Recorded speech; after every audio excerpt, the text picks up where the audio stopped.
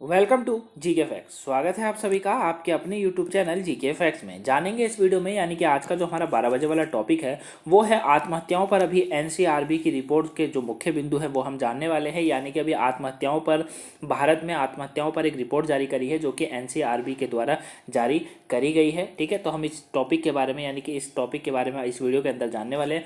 बस आपको क्या करना है, वीडियो को एंड तक जरूर देखना है, क्योंकि जब तक आप वीडियो को पूरा नहीं देखेंगे आपको ये टॉपिक नहीं समझ आएगा और आपके पेपर के पॉइंट ऑफ व्यू से टॉपिक इंपॉर्टेंट है। ठीक है, इस टॉपिक से जो है आपसे 1 नंबर का या फिर 2 नंबर का क्वेश्चन आपको एग्जाम में देखने को मिल सकता है। लेकिन अगर बात करें इंटरव्यू की तो वहाँ भी आपकी बहुत हेल्प करेगा। तो जो यूपीएससी पीसीएस जैसे एग्जामों की तैयारी कर रहे हैं मैं उनसे खासकर कहना चाहूँगा हर पॉइंट्स को ध्यान से समझिएगा। अगर कहीं भी आपको कोई भी पॉइंट नहीं समझ आता है या पूरा टॉपिक ही नहीं समझ आता है तो आप मुझे कमेंट बॉक्स में कमेंट करके जरूर बताएगा। क्लियर। वहीं इस वीडियो की जो पीडीएफ फाइल का जो लिंक है वो नीचे डिस्क्रिप्शन बॉक्स में दिया हुआ है, वहाँ से आप डाउनलोड कर सकते हैं। तो चलिए स्टार्ट करते हैं टॉपिक को।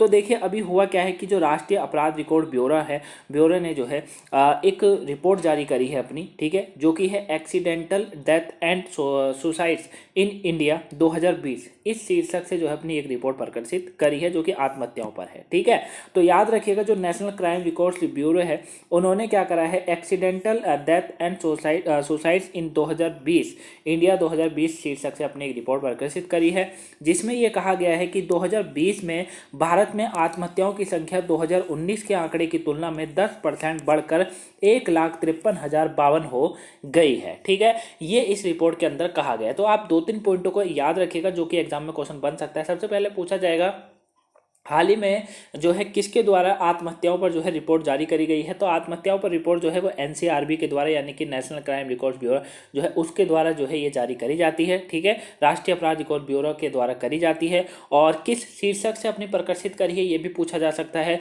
तो accidental death and suicides in India 2020 नाम से जो है ये करी गई है। ठीक है, और इसमें कितने जो है प्रतिशत बढ़कर इस बार बताया, मतलब प्रतिशत बढ़ी है इस बार आत्महत्याओं की दर, तो 10% की बढ़ी है, ये आप याद रखिएगा। ठीक है, और अगर पूरा पूछेगा तो 1,53,052 जो है केसेज इसके अंदर देखने को मिले हैं। क्लियर, इस तरीके से आप याद रखिएगा, इंपॉर्टेंट है।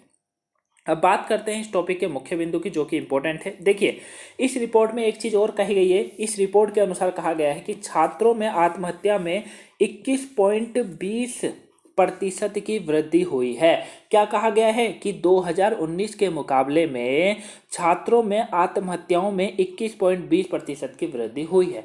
अब कारण बहुत सारे हो सकते हैं गाइस, जैसे कि स्कूल ना खुलना, डिप्रेशन में आ जाना, या रिजल्ट का ठीक ना आना, या जैसे बहुत बच्चे इंटेलिजेंट होते हैं, टॉपर्स होते हैं।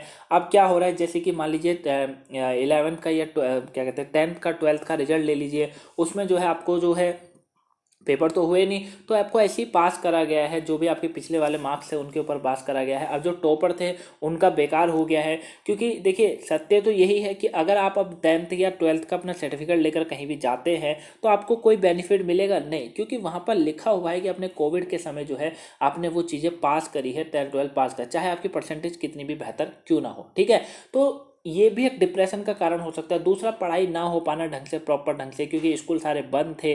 ठीक, और अभी जो है धीरे धीरे खुलने स्टार्ट हो रहे हैं स्कूल, तो इस तरीके से बच्चों के अंदर डिप्रेशन बना है, पढ़ाई को लेकर भी और बाकी आगे फ्यूचर को लेकर भी। तो इसीलिए भी कहा जाता है कि कोविड के कारण भी जो है 21.20% की वृद्धि जो है छात्रों के अंदर इस रिपोर्ट में देखी गई है। क्लियर, आगे समझते हैं टॉपिक को। ये देखिए आगे क्या कहा जा रहा है कि कुल संख्या में दैनिक वेतन भोगियों की कुल आत्महत्याओं में सबसे बड़ी हिस्सेदारी थी। क्या कहा जा रहा है कि इसमें जो है इस संख्या में जो बात करें, जो 1,53,052 जो संख्या इस बार बताई गई है, बढ़ाकर 10% बढ़ी है, जो इसमें यह कहा गया है कि इसके अंदर जो संख्या है, जो सबसे ज़्यादा हिस्सेदारी रही है वो किसकी रही है, वो वेतन भोगियों की, यानी कि दैनिक वेतन भोगियों की रही है, यानी कि जिनका रोज का कमाना और रोज का खाना था उनकी रही है। यहाँ पर बोला गया है दैनिक वेतन भोगियों की रही है। ठीक है, यानी कि जो रोज कमाते थे, रोज खाते थे, उनकी रही है। जैसी बात है, लॉकडाउन था, पूरा देश बंद पड़ा हुआ था, काफ़ी जो है एक 1.5 साल तक देश हमारा बंद रहा है, अगर सीरियसली देखा जाए और बिल्कुल ठीक ढंग से देखा जाए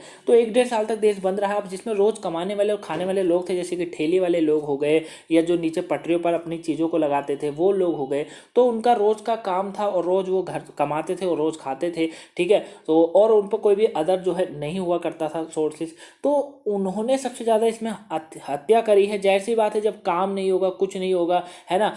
चाहे बस स्टैंडों की बात करें, वहाँ पर वो घर नहीं जा सकते थे क्योंकि सारी जो है चीज़ें मांगी जाती थी, कोविड टेस्ट वेस्ट सब कुछ होता था। तो अब ना तो घर जाना पाते थे और ना ही यहाँ पर नौकरी कर पाते थे, तो आत्महत्या की दर तो बढ़ना था ही, ठीक है। तो याद रखिएगा, कुल आत्महत्याओं में सबसे बड़ी हिस्सेदारी जो है दैनिक वेतन भोगियों की बताई गई है।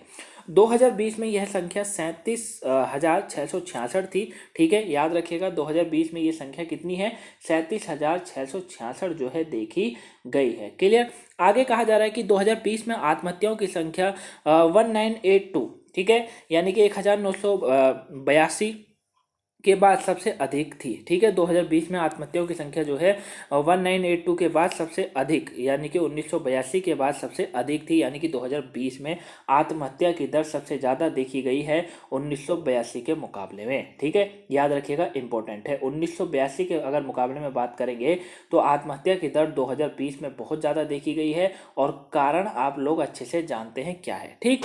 वहीं 1981 में क्या था, आंकड़ों की तुलना में इसमें 11.15% की वृद्धि हुई थी, ठीक है। आंकड़ों की तुलना में अगर बात करेंगे तो 1981 में आंकड़ों की तुलना में 11.15% की वृद्धि इसके अंदर देखी गई थी, लेकिन 2020 में रिकॉर्ड तोड़ा गया इस बार।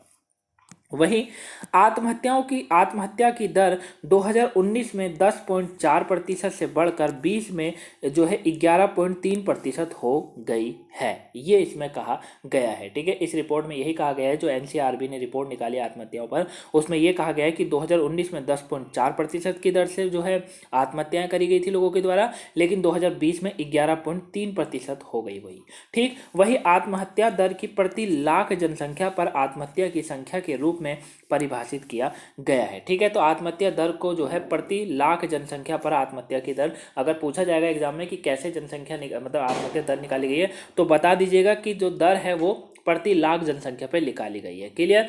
वहीं 2014-20 के बीच दैनिक वेतन भोगियों के बीच आत्महत्या की हिस्सेदारी दुगनी हो गई है। 2014 और 2020 के बीच की अगर बात करेंगे तो जो दैनिक वेतन भोगी हैं, रोज कमाने खाने वाले लोग, उनके बीच में आत्महत्या की दर जो है बहुत ज़्यादा देखी गई है 2020 में। क्लियर। आगे समझते हैं, देखिए, ठीक है। तो आगे वाला टॉपिक ये है छात्रों के बीच आत्महत्या। अब इसको जानेंगे तो ये याद रखिएगा कि जो दैनिक लोग थे, जो अपना दैनिक कमाते खाते थे, उन्होंने सबसे ज़्यादा गाइस हत्याएं करी है, ठीक है, ये आप याद रखिएगा। और ठीक, तो अभी तक आपको अगर वीडियो पसंद आई है, वीडियो को लाइक कर दीजिएगा, अगर वीडियो को लाइक नहीं करा है गाइस, और अगर वीडियो को शेयर नहीं करा है तो शेयर कर दीजिए, ताकि और भी लोग जो है इस टॉपिक को समझ सकें और आज की जो है करंट का टॉपिक जान सके। साथ में अगर चैनल पर आप पहली बार आए हैं तो सब्सक्राइब करके बने मिल जाएगा, क्योंकि करंट से रिलेटेड इसी तरीके का आपको टॉपिक इस चैनल पर मिलते रहेंगे, ठीक है। तो चैनल को सब्सक्राइब कर लीजिए, बगल में बेल आइकन उसको प्रेस जरूर कर लीजिएगा। अच्छा, एक बात मैं आपको कहना चाहूँगा, देखिए, आत्महत्या, सुसाइड, यानी कि ये सबसे बेकार काम होता है, ठीक है। इसको कर कर कोई फ़ायदा नहीं होता है, ना इसको करने के बाद आपको कुछ मिलने वाला है। अगर आप ये सोचेंगे कि आत्महत्या मैं कर लूँ या कर लूँगा या कर लूँगी, तो ये सबसे गंदी चीज़ होती है, बेकार चीज़ होती है। इससे बढ़िया होगा कि जो समस्या आपके सामने है उस समय उस पे फोकस कीजिए, ठीक है। जैसे कि अच्छा, एक एग्जांपल लेते हैं कि चलिए मान लीजिए अभी लॉकडाउन था, जो दैनिक जीवन वाले लोग थे उन पर ना तो खाने को था और ना ही उन पर कुछ भी था, ठीक है। लेकिन अब जैसी बात है, खाना नहीं मिलेगा तो वैसे भी मर जाना है, और आत्महत्या करेंगे तो वैसे भी। देखिए, खाना नहीं मिल रहा है, वैसे मरेंगे, कोई दिक्कत नहीं होगा, ठीक है, क्योंकि आप लोगों को पता होगा कि गीता, कुरान में हर कहीं जितने भी बाइबल हैं, सब में जितने भी ग्रंथ हैं, जितने भी बड़ी बड़ी बुकें हैं वो ऊपर वाले के द्वारा लिखी गई, उन सब में एक ही बात लिखी गई है कि अपने जीवन को खुद खत्म करना सबसे बड़ा पाप है। समझ रहे मेरी बात को? क्या है कि अपने जीवन को खुद खत्म करना सबसे बड़ा पाप है। हाँ, अगर आप भूख के मारे मरते हैं, ठीक है, माना जाता है कि नहीं मिला खाना, आप उससे मरे, वो कोई नहीं, वो तो एक जो है एक सिचुएशन थी जिसके द्वारा ये हुआ, लेकिन खुद की ज़िंदगी को खुद ख़त्म कर देना ये कोई सॉल्यूशन नहीं होता है, ठीक है। तो कभी भी ऐसा मत कीजिएगा। और छात्रों में भी इस बार बहुत ज़्यादा देखा गया कि छात्रों ने भी जो है हत्या करी है। या आप मुझे एक बात बताइए, जो छात्र ऐसा करते हैं या जिनके दिमाग में भी ये बात सोचती, क्या मिलता है आपको ये सोचने के बाद, और क्या ऐसा करने के बाद क्या मिल जाएगा आपको? गाइस, एक बात ध्यान रखिएगा, जितना आप धरती पर जी पा रहे हैं ना, कितनी भी बड़ी प्रॉब्लम हो उसका सॉल्यूशन निकल जाता है। लेकिन अगर आप जब अपनी मृत्यु कर लेते ना, यानी आत्महत्या कर लेते, तो ऊपर वाला आपको एक पल भी चैन से नहीं जीने देगा, क्योंकि उसके द्वारा दी हुई चीज़ को आपने कुछ ही सेकंडों में नष्ट कर देते हैं, समझ रहे हैं। और उसके द्वारा दी गई चीज़ें बहुत मुश्किल से दी जाती हैं और उन्हीं लोगों को दी जाती हैं जो होते हैं इस लायक। ठीक, तो याद रखिएगा हमेशा, ये आत्महत्या जैसा विचार, ये सुसाइड जैसा विचार अपने दिमाग से निकाल दीजिएगा।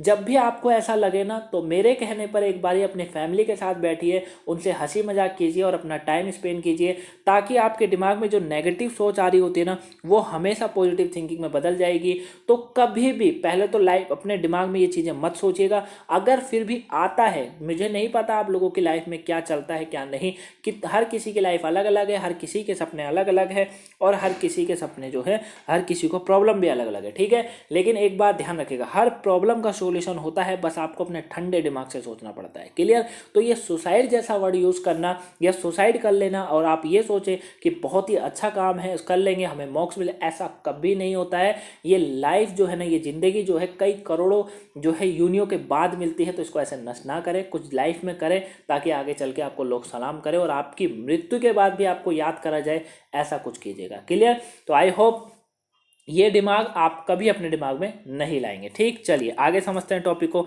आगे क्या कहा जा रहा है, आगे कहा जा रहा है कि छात्रों के बीच आत्महत्या, तो 1995 के बाद से छात्रों में आत्महत्या का स्तर अपने उच्चतम स्तर पर पहुंच गया है 2020 में। साल 2019 में जो है 10,335 मामले सामने आए, 2020 में यह संख्या बढ़कर 14,825 हो गई है। देख रहे हैं आप, तो किस तरीके से, देखिए सारा कारण एक ही हो सकता है, जो है डिप्रेशन में जाना हो सकता है, या फिर आजकल फ़ोनों का यूज़ बहुत हो गया है, क्योंकि फ़ोनों में जहाँ नेगेटिव थिंकिंग होती है वहाँ पॉजिटिव है, जो पॉजिटिव आजकल कम हो गई है, नेगेटिव ज़्यादा हो गई है, जिससे आपका दिमाग जो है वो बिल्कुल काम करना बंद कर देता है। तो ऐसा ना करें, अपना ज़्यादा से ज़्यादा समय अपनी फैमिली के साथ, अपने दोस्तों के साथ और अपने लक्ष्य की तरफ बढ़ाइए, वो ज़्यादा बेस्ट होगा। फ़ोन को उतना ही यूज़ कीजिए जितना काम है, ज़्यादा फ़ोन को यूज़ करना आपके लिए हानिकारक है। और सबसे ज़्यादा कारण यही निकल आता है कि लोग जो है ना, आजकल क्या होता है ना, बच्चे लोग जितने भी है ना, वो अपनी उन चीज़ों से दूर हो चुके हैं जो चीज़ उनको करनी चाहिए, ठीक है। तो गाइस फ़ोन चलाइए, उसमें कोई बुराई नहीं है, लेकिन लिमिट में चलाइए, ताकि आप भी रहें और वो भी चल जाए, ठीक है। और ये आत्महत्या सब बेकार है, ऐसा कभी मत कीजिएगा, क्लियर। तो 2019 में 10,335 मामले देखे गए थे, 2020 में ये संख्या 14,825 की हो गई है। प्रतिशत की लिहाज से अगर बात करेंगे तो इस अवधि में छात्रों में आत्महत्या की हिस्सेदारी 7.4% से बढ़कर 8.2% हो गई है, ठीक है। याद रखिएगा, यहाँ से क्वेश्चन बनकर निकलेगा कि बच्चों में वृद्धि बताइए, कितने प्रतिशत में पूछा जा सकता है और संख्याओं में भी पूछा जा सकता है, तो ये आप दोनों याद रखिएगा, क्लियर। आगे समझते हैं, आगे क्या कहा जा रहा है कि अब बात करते हैं दैनिक वेतन भोगियों का हिस्सा। देखिए इनका भी हिस्सा सबसे ज़्यादा देखा गया है, तो 2014 से लेकर 20 के बीच की दैनिक भौतिक वेतन भोगियों के बीच जो है क्या कहते हैं, आत्महत्याओं की हिस्सेदारी दुगनी हो गई है। बहुत गलत बात है ये, और बहुत हमारे देश के लिए दुख की बात भी है। तो 2020 और 20 के मुकाबले में अगर बात करेंगे तो आत्महत्याओं की हिस्सेदारी दुगनी हो गई है। वहीं वर्ष 2014 में उनकी हिस्सेदारी 12% थी, जो कि 2019 में बढ़कर 23.4% हो गई है। सीधा सीधा आप दुगना मान लीजिए इसको, 23.4% हो गई है। 2014 में 12% थी, 2019 में 23.4% हो गई है, क्लियर। वहीं तमिलनाडु ने दैनिक वेतन भोगियों के बीच आत्महत्या की सबसे बड़ी संख्या की सूचना दी है। इसके बाद मध्य प्रदेश, महाराष्ट्र, तेलंगाना और गुजरात का स्थान आता है, ठीक है। तो और एक चीज़ और याद रखिएगा, तो ये पूरा डिटेल है, ठीक है, ये इंग्लिश वाले बच्चों के लिए। तो यहाँ पर ध्यान रखिएगा गाइस, यहाँ से पूछा जा सकता है कि दैनिक जो दैनिक वेतन भोगी हैं उनकी हिस्सेदारी कितनी हो गई इस बार। तो 2014 में तो 12% थी, लेकिन 2019 में 23.4% हो गई है। तमिलनाडु ने दैनिक वेतन भोगियों के बीच की आत्महत्या में सबसे बड़ी संख्या देखी गई है, पूछा जाएगा। हाल ही में एनसीआरबी के द्वारा जो आत्महत्या रिपोर्ट जारी करी गई है, उसमें दैनिक वेतन भोगियों में सबसे ज़्यादा हिस्सेदारी किस राज्य में देखी गई, तमिलनाडु में देखी गई है, ठीक है। उसके बाद मध्य प्रदेश, महाराष्ट्र, तेलंगाना, गुजरात के अंदर देखी गई है। और अगर पूरे भारत में बात करें, सबसे ज़्यादा आत्महत्याओं की जो दर है वो महाराष्ट्र के अंदर देखी गई है, ये आप याद रखिएगा, क्लियर। तो ये था गाइस आज का पूरा टॉपिक। आई होप आप इस टॉपिक को समझ गए होंगे, 12 बजे वाले टॉपिक को। अगर आपको वीडियो पसंद आई है और वीडियो समझ आई है, टॉपिक समझ आया, तो प्लीज़ मुझे कमेंट बॉक्स में कमेंट करके जरूर बताएगा। अगर नहीं समझ आया तो भी कमेंट बॉक्स में कमेंट कीजिएगा, मैं आपको दोबारा से टॉपिक समझा दूंगा, क्लियर। वही वीडियो की पीडीएफ फाइल का लिंक डिस्क्रिप्शन बॉक्स में वहाँ से डाउनलोड कर लीजिएगा। चलिए मिलूंगा मैं आपसे अब 3 बजे वाली वीडियो में, जब तक के लिए thank you for watching guys, have a nice day. और आप सभी को धनतेरस की बहुत बहुत शुभकामनाएं। Thank you for watching guys.